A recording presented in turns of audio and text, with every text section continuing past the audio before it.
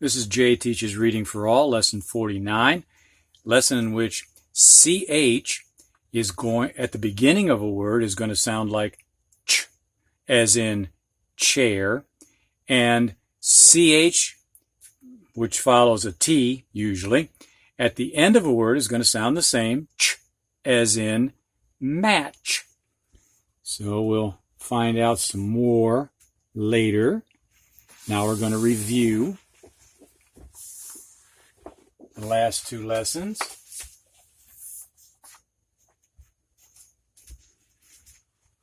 And students, I'd like you to say these words before I do. Whale,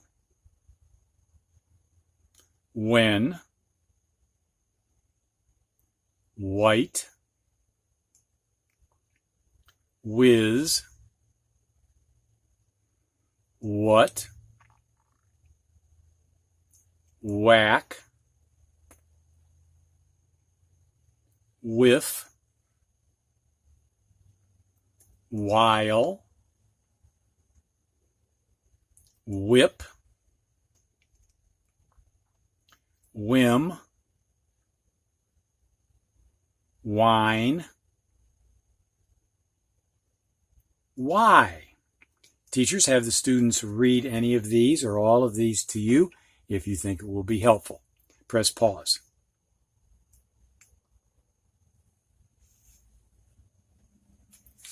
And now, teachers, press pause again and have the students read the true and false.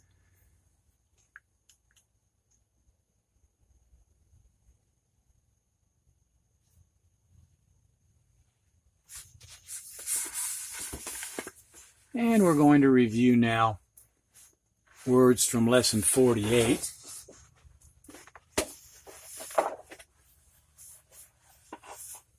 The hush lesson. Again, students, say these words before I do. Shut, shed,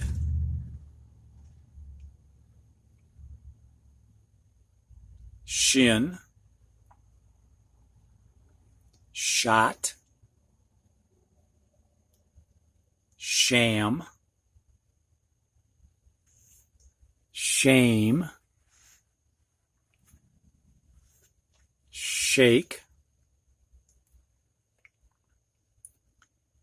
cash, crash,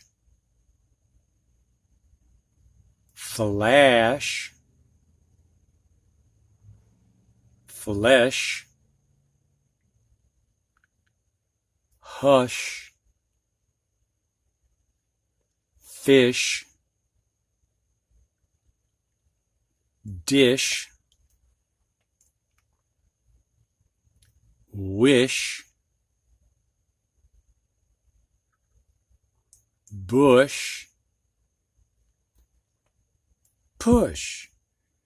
And in all those words, I did not use the word that the picture goes with, ship.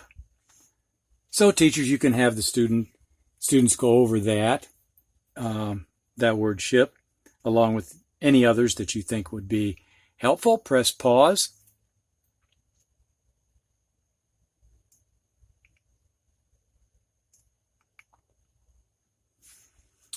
All right.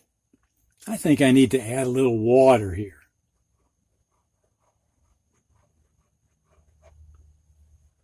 There we go. Ships float on water. Now, teachers, press pause again and have the students read the true and false. Go ahead.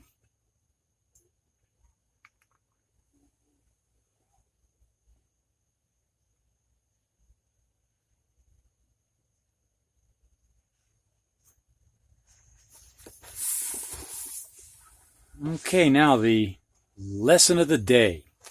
Lesson 49, where CH, ch, and TCH, ch, sound like the ch in chair or the ch in match.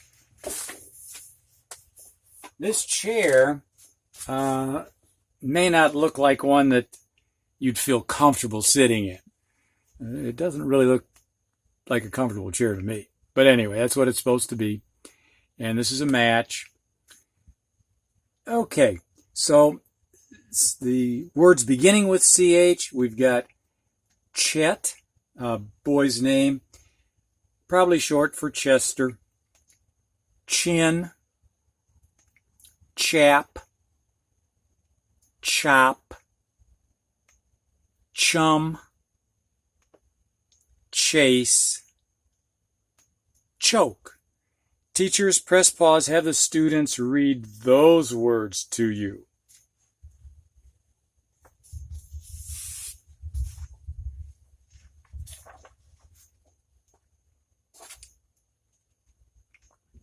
Now, chap is a word that has a couple meanings. One meaning is to make something dry and raw, like rubbing cold hands on something rough during a cold day can chap your hands. Like if you were rubbing your hands on a rock or something on a real cold day, you could make your hands dry and raw, so you would chap your hands. Chum, wait a minute, chap also is an expression for a friend. It's used in England. So if a person says a chap, they just mean a person, usually a friend. I really need somebody from England to help me out on that one.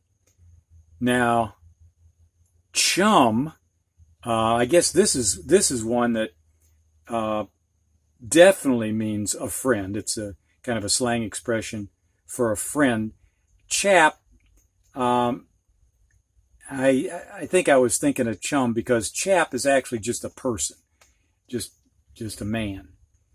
So chum is the one that is a slang expression for a friend, but it's also has a meaning of cut up fish thrown in the water to attract predator fish like sharks.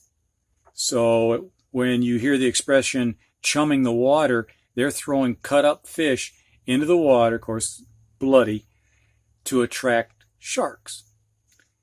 All right, now in the second line of words, we've got hatch, match, latch, batch, Dutch, such. There's no T there, and there's no T in this one. Much.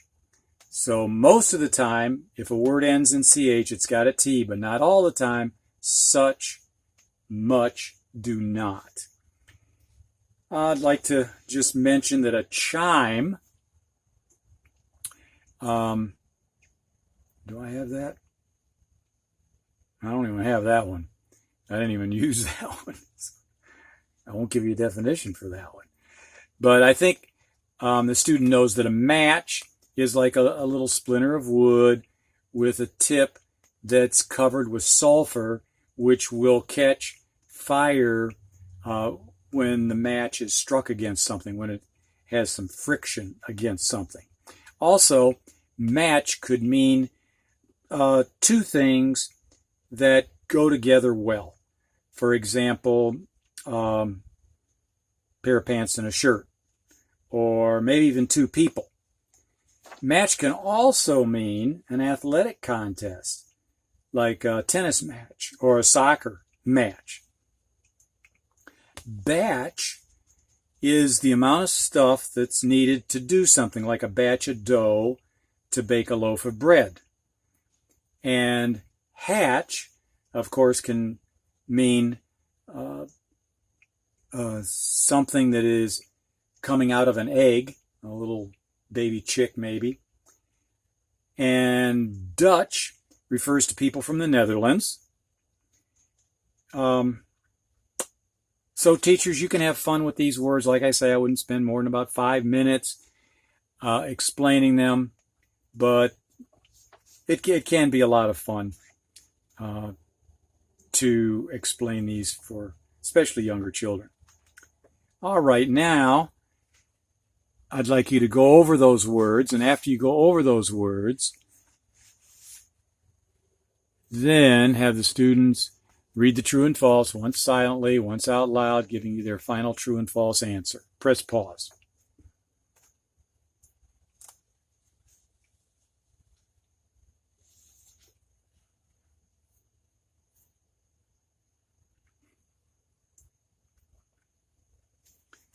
All right, my answers. Number 1, Chet chops up fish. He has chum. That is a true. That's one of the definitions of chum. He's probably going to throw that in the water to attract predator fish like sharks. Number 2, Chuck can make a batch of ice cubes. Well, there will be students probably that'll put false on that because you don't really hear the phrase batch of ice cubes. That just, isn't used.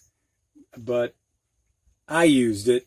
It could be true if you think of a batch as an amount of stuff that you need. You might need a bunch of ice cubes to do something. So it could be true. It could go either way. Number 3, Chip will match ants and rats in a fun game. Now, once again, my imagination's not big enough to figure out a way this could be true, so I'd put false. But if you have a very imaginative student, maybe they can figure out a way this could be done. Number 4, Chad will punch 10 whales and 5 bulls. I don't think I have to go into much detail on that one. It's a definite false.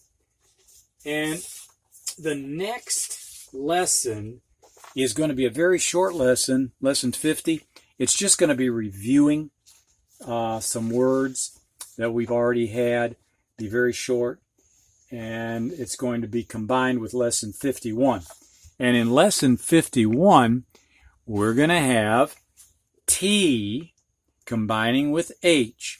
And when it does, it can make one of 2 sounds.